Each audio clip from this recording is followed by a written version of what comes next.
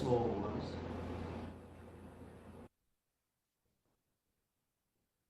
I remember, I told you this so many times already. It struck me. I was about 11 years old, and I had a cousin, maybe 9 or 10, maybe 10 years old. I had a cousin who was very well, very accomplished, who was smart, who was athletic. These are the things that kids admire. Told me, guess what? You know what I found out? Yeah. You realize that he thinks. That what? That he thinks. That he Thinks. He thinks, right. Realized that he thinks. He felt aware of something going on inside that you couldn't put your hands on it, fingers on it. Simcha. Good morning, Simcha. Morning, Simcha. Rabbi Pape.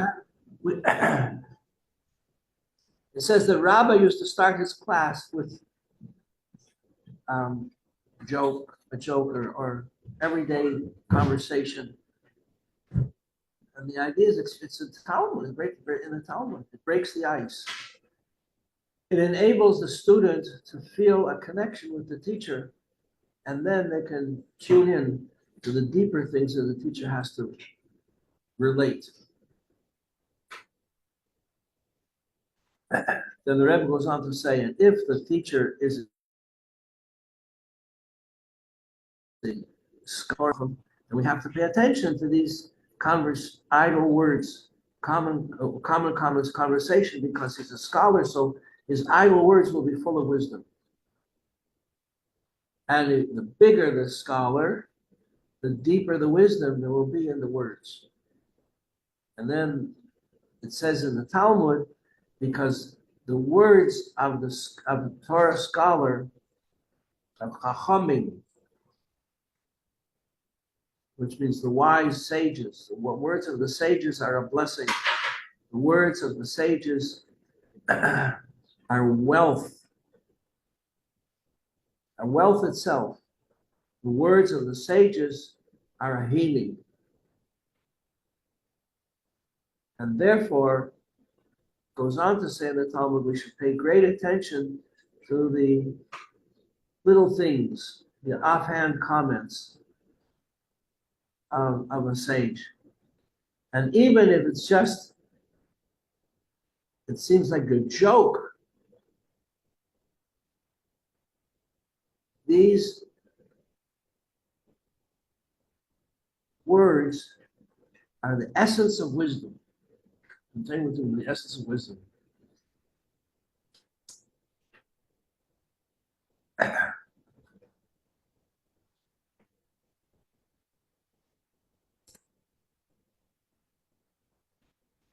Chapter 20, Tehillim, Nam Natseya Mizpah David. Yan Hadonai B'Yem Tzar Yisagef Hashem Elohei Yan Kei. Yishach Ezoham B'Kedesh. If you can't read the Hebrew, say it in English together with me. Like I always say, Hashem knows how to speak English. He learned. Every language is made up of the same 22 letters. Of the Aleph base. And they are emitted. Each letter is a revelation of deep wisdom in Hashem. So that's where all the languages come from. Yancha Adonai B'Yem Tzar Yisagef Hashem Elohei Yankev. And that's why Hashem listens to every prayer from every person, no matter what language it's in. It's the main thing is where your heart is directed, what your heart focused on, that's what Hashem hears. Yishach Ezoham B'Kodesh.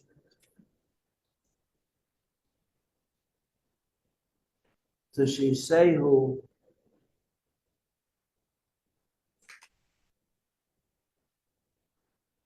Umitzion Yisadeka Iska Kol Nechasecha Ve'iloshna Doshna Sela Ite L'Chachil Valvecha. You should grant your heart's requests. V'chol Atzasecha Yimale V'ranana B'Shuasecha V'Shem Elohim V'Mitgal Yimale Adonai Kol Mishali Secha Adonai tiki shiana na mishicha yane lo mishme kachi de boris mish. Yeshe yamine ele rehele zuzuna Shem Adonai Eloheinu nazker hema karu benafalu v'yanaktu kamu v'seidad Adonai Yeshia melech yaneinu v'yem kareinu. Shem should answer us on the day that we call unto him.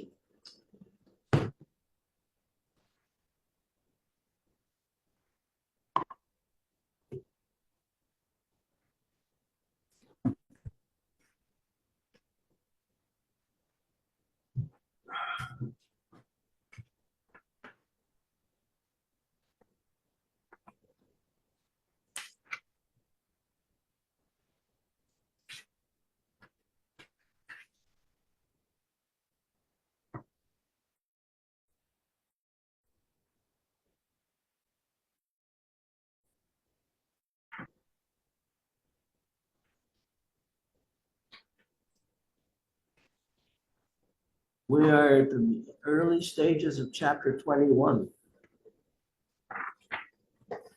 We head into the very abstract teachings of Kabbalah.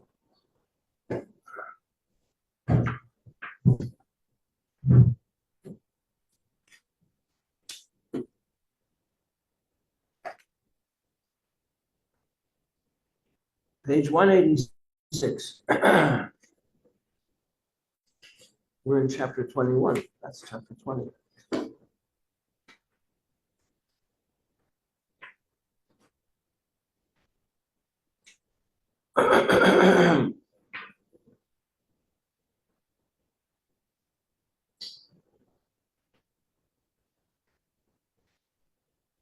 You said that Hashem speaks. Speech is a revelation of that which is hidden. Hashem speaks and creates the world. That's part of our davening. Blessed is he who speaks and creates the world.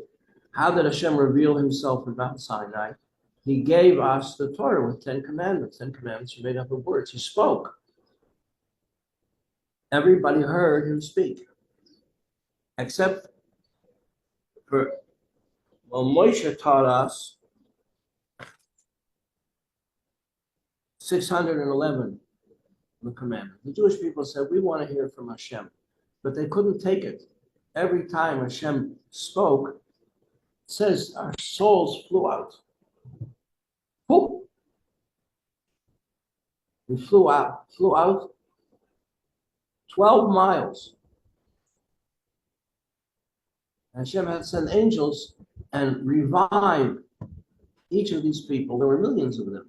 Millions, even millions of angels came to revive every single person and bring them back to Mount Sinai. And then Hashem said the second word, oh, everybody jumped back. Not willingly, just shock, the intense revelation, godliness. They flew back, their souls left their bodies. And the bodies flew like when you touch an electric wire. Don't ever do that. Don't try it at home. You jump. So they jumped. How did they know to do that? They didn't have electricity. Well, they did have electricity. You know, there was a sage in France who invented electricity. And he set up an electric protective fence around his house so nobody would bother him. 600 years, 600 years ago.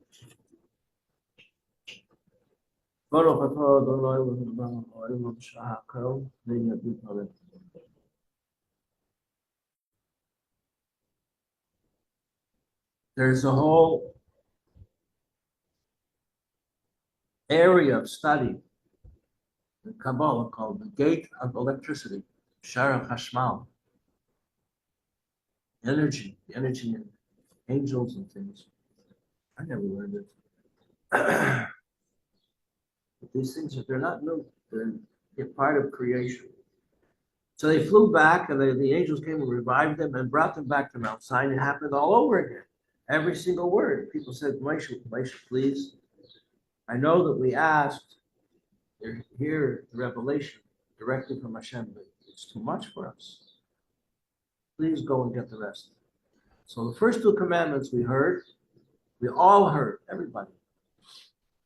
Even people who were never born yet, they all heard. Even when I look inside, I don't see any tissues.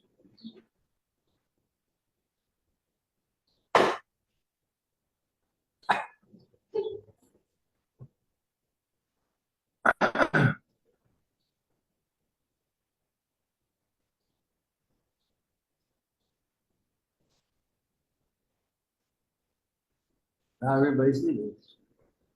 Yeah. You stay. I'm staying. You stay. I'm always here. Baruch Hashem. So Hashem created the world with speech. Now what we're dealing with here is that that's just a metaphor. But we relate to it because we don't have any other way of understanding it except relating to it in our own terms.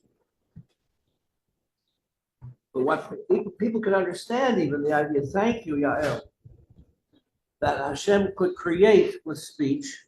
But what I don't understand is what we learned yesterday, that the prophet Isaiah says, in the name of God, God speaks through him and says, my thoughts are not like your thoughts, but my words are not like your words, because when you speak,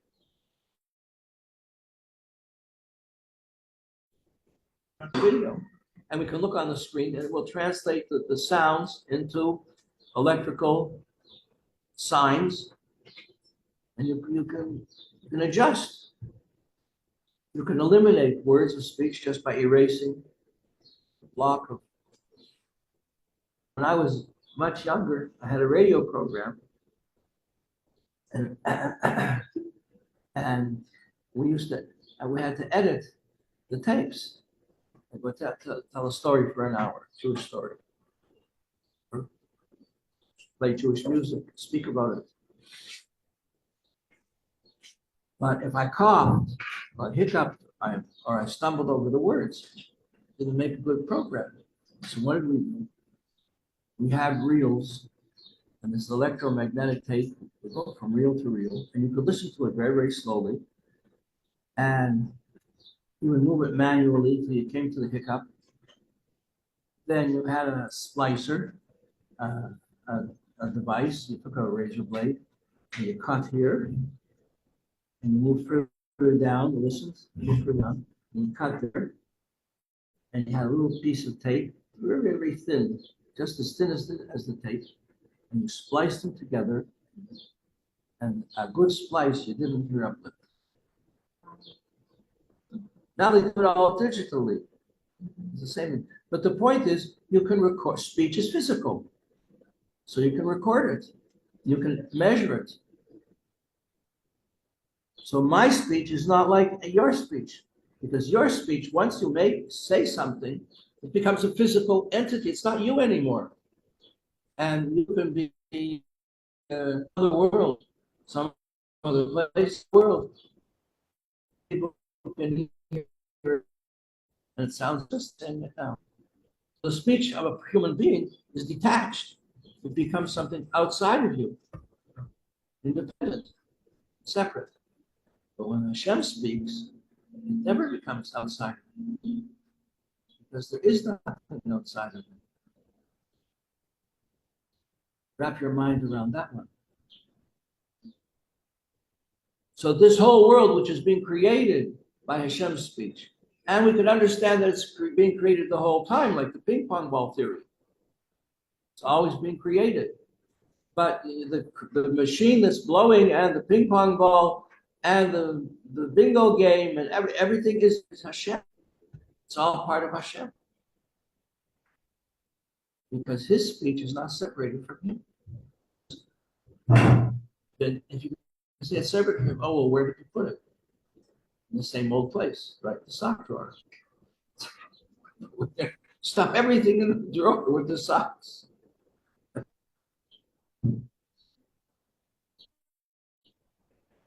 Page 289.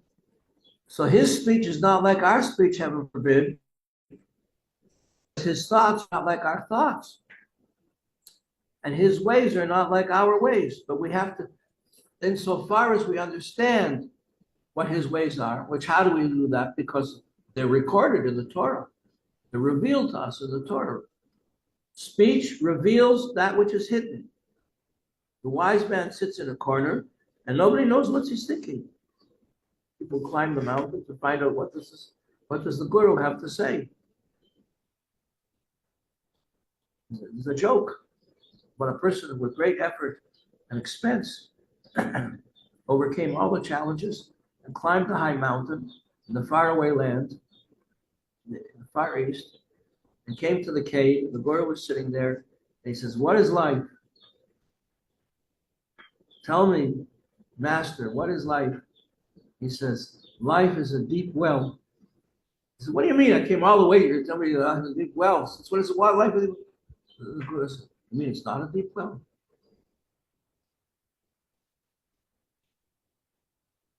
How do we know? Until a person speaks, we don't know what's in his mind. Could be foolishness is in his mind. So Hashem's speech is called revelation. It's called speech just to indicate the quality of what is the nature of what's being revealed.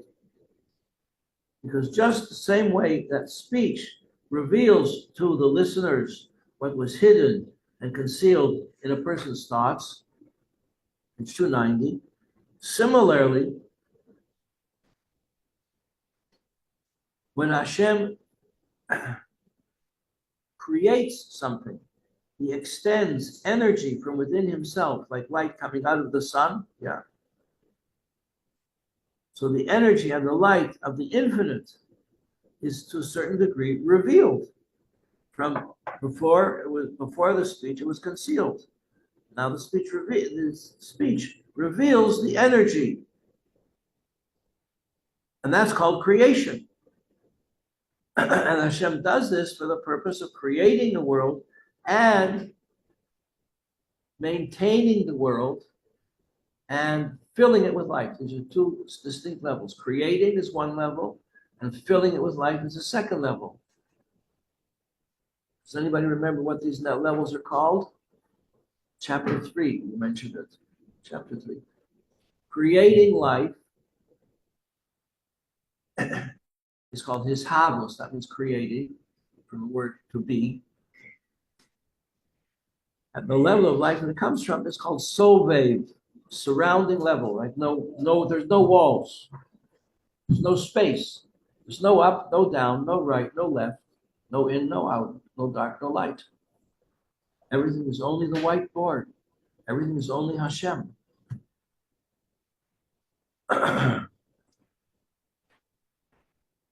But on a lower level, there are things they appear to us to be separate, just like Hashem's speech seems to us to be something separate and unique.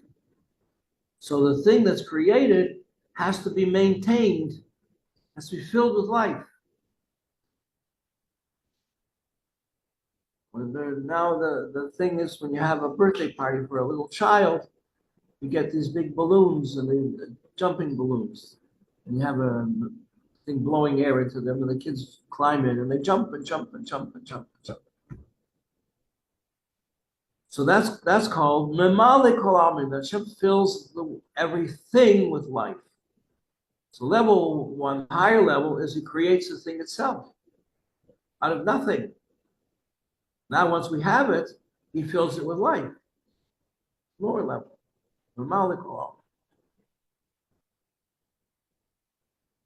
Page 290. Hein Asar Maimoris. What are the basic fundamental revelations of life in the world? These are the 10 utterances recorded in the book of Genesis, Bereshis. Hashem says, let there be light, let there be a division of the waters. Let the land recede. Let the waters recede and the land appear. Let the earth give forth growing things, bearing seed after their kind, flowers and trees and grasses. Let the light become a physical thing, a sun, a moon, stars. Let there be animals, fish, birds. It's a debate. When were the angels created? Was it on the day of the waters, splitting of the waters? We had the heavens and the earth. The angels were created on that day, or was it on the fifth day when Hashem created the birds? So that's when the angels were created. It's a debate amongst the great Talmudic scholars, which it was. And then finally, animals and people on the sixth day. And then finally, Shabbos. 7 stages of creation, representing the 7 emotive aspects of the DNA, of the 10 aspects of creation. 3 intellects, wisdom, understanding, and knowledge, and the 7 emotions. Right? Light and separation corresponds to love and discipline. And so on. That's revealed prophetically in the book of Genesis. We learn what are the aspects, the structure of creation, the end of creation, and so on. 3rd paragraph, page 290.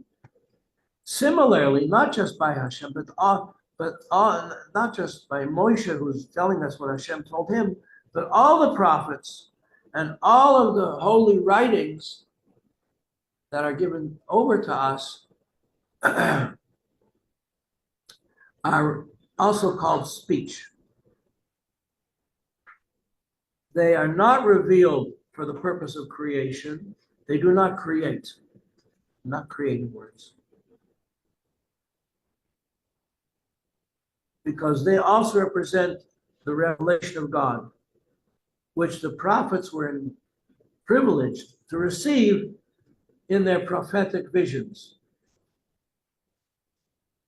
So we see a difference between even the speech of prophets and the speech of God, even though the speech of prophets is godly speech. It is godly speech, but it's not creative like godly speech. However, there's a way that you could say that it is creative. Because when the Rebbe, for instance, asks a question about the existence of something, nobody knew about it. Like, is there a flight at this time of day? All of a sudden there is. Now, who made that happen? What made that happen? Like the story I told you, the young man had to find the girl who went missing in Australia, somewhere, no one knew where. And a young man who lives in our community today was commissioned by the Baba Rebbe to try and find this girl and reunite her with her family. He had no clue how to do it. The Baba Rebbe said, well, ask your Lubavitcher, ask the Rebbe what you should do. So you have to ask the Rebbe. What the Rebbe asked him, which flight are you taking, Qantas or Pan Am? Pan Am was an old airline. It went bankrupt. And one of the planes crashed. So went so deeply into debt that they closed.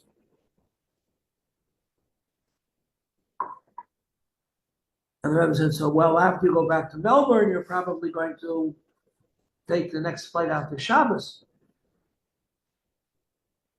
to Sydney, that's where you live.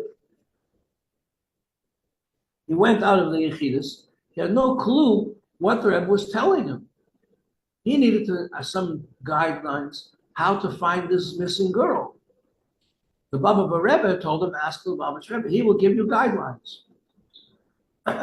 Who inspired the Rebbe to give him guidelines? Was it the question, or was it the Baba? Did the Baba Rebbe awaken something in the Rebbe that enabled him to give some words of guidance to this young man?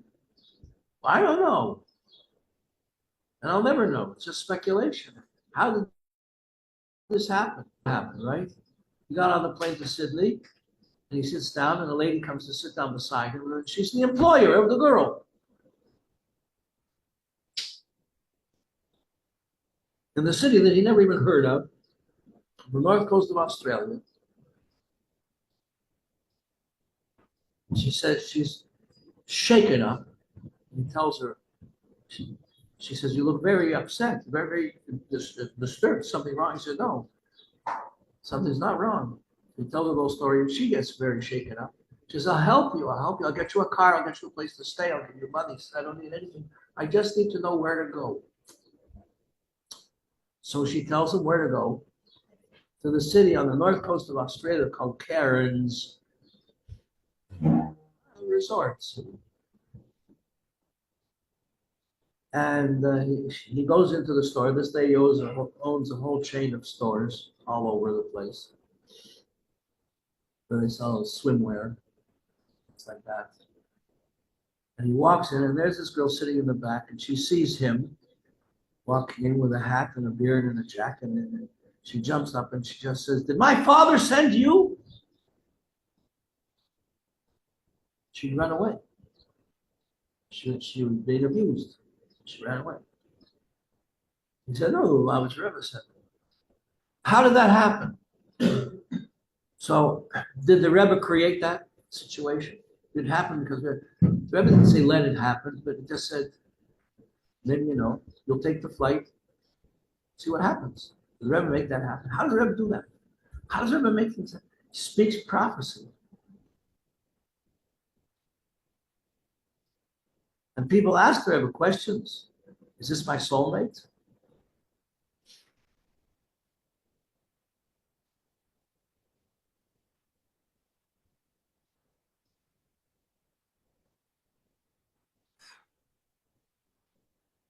Should I have this operation or not?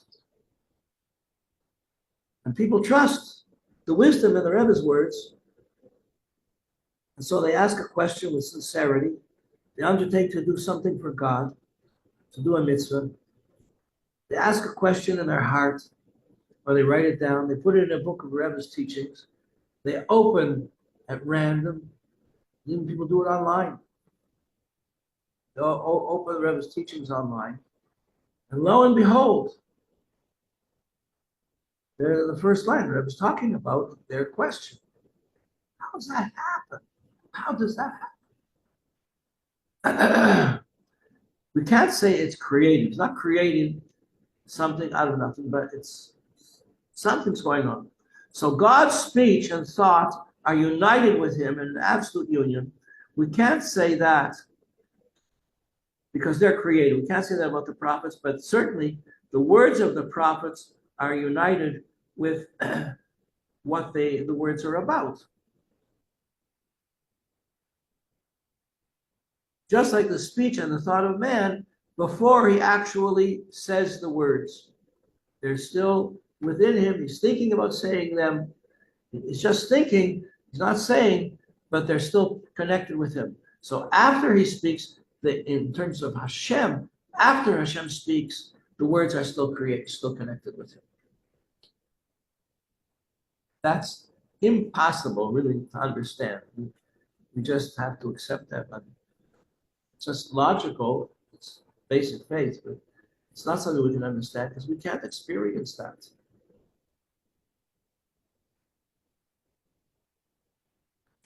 Where are they? Page 291. I'm going to have to close up this class now. These words are not even words yet in his mind. They will be eventually evolve to be the expression of a desire or a craving which is as yet unarticulated. You know what that means? You articulate a word, you say it. These words have not yet been said yet, but they're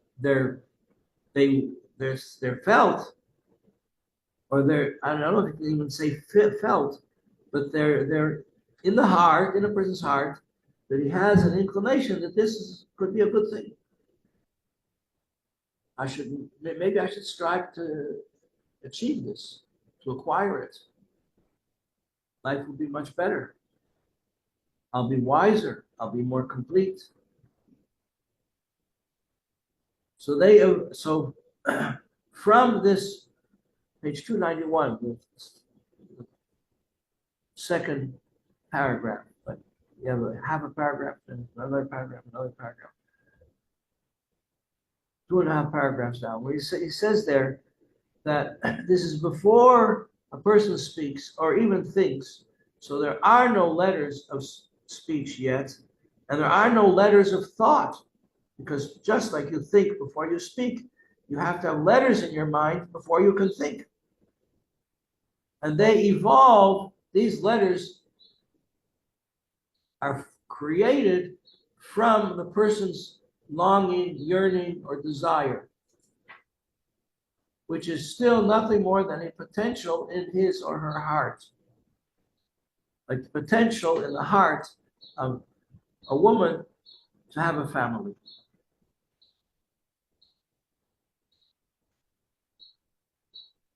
And in that level, the desire in the heart is still inarticulate. It's not something that he or she speaks about, but it's there. And they're totally unified with that person in their heart. That's to say, in their source, what is their source? These are the 10 spheres: wisdom, understanding, and knowledge, as they are still unexpressed, not unrevealed.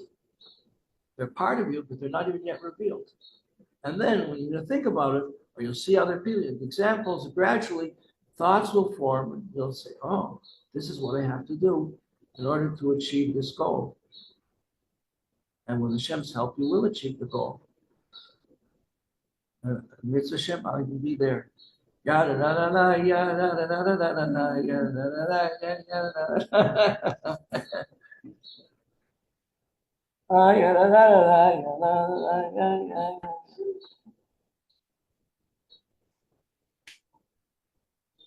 Chapter 21, we will return to you one more time this year.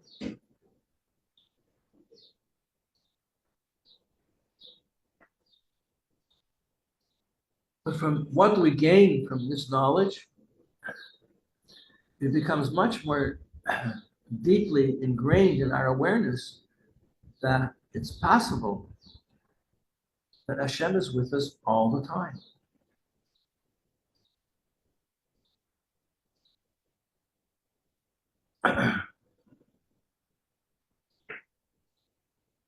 And this causes us to have a feeling, if that's the case, let me live it.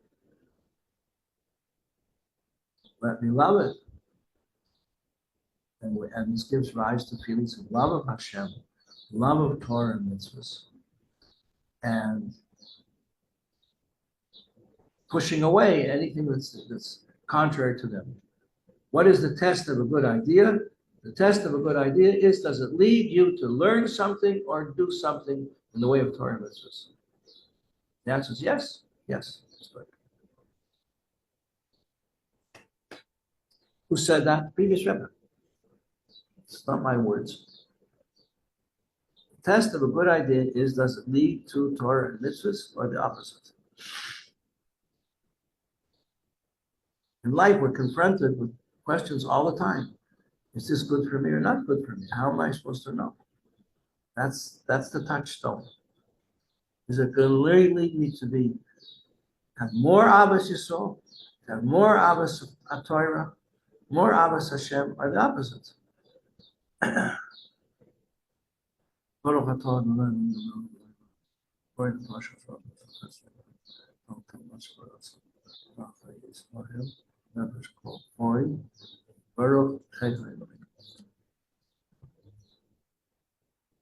great Shabbos, wonderful Shabbos.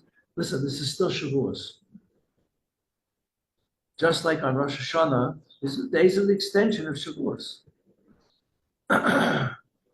Just like on Rosh Hashanah, they blow the shofar, and the Yetzer Hara is completely confused. It's like he's tied up and out of action. He can't interfere. So nowadays, any good decision that you should make, anything you thought was possible, that you never really tried it, just make sure it's not too hard, not too big, and something you can start right away. Go for it. Something cannot interfere. You'll be successful.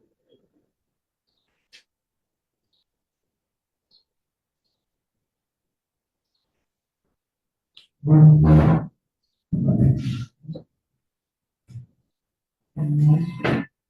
successfulness emanate from you, others inspire them.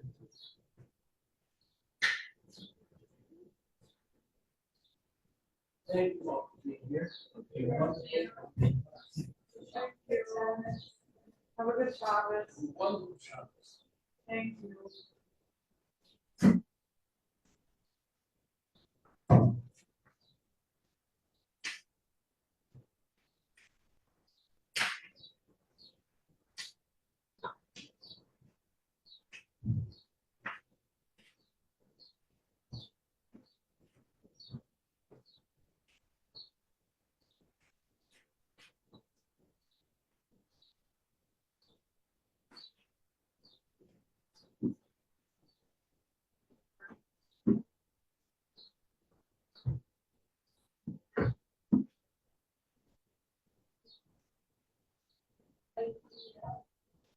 Normally, if you want to call me out, it's just like, I would want to but it's like, hey, no. But Esther, but you could, I would be really happy for.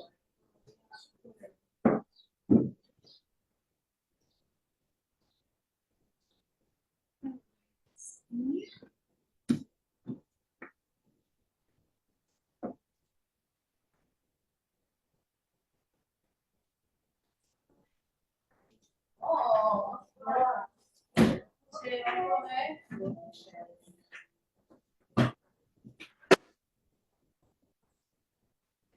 Here.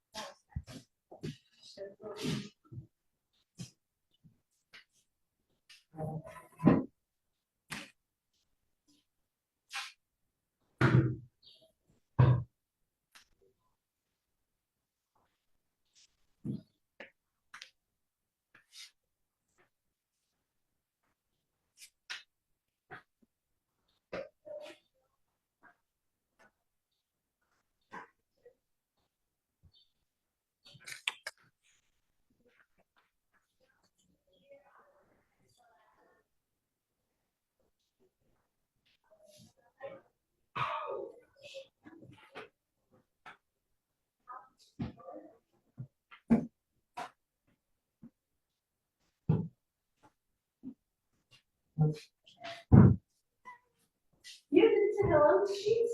Amazing, thank you. It makes such a difference. I really appreciate it.